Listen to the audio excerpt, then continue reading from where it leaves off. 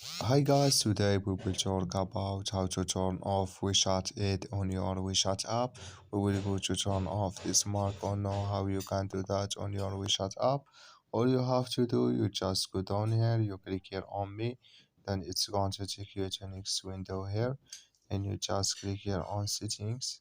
Then you come to settings window here, and you click here on friends permissions.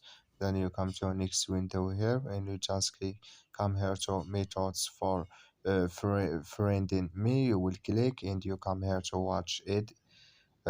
So we watch it. You would click here on this mark or color, and like we say color it's gone. That's mean we shot it, it's turned off now.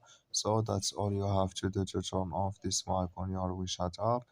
Just follow these ways and it's going to work with you. Thank you for your watching. Don't forget to support us by like and subscribe.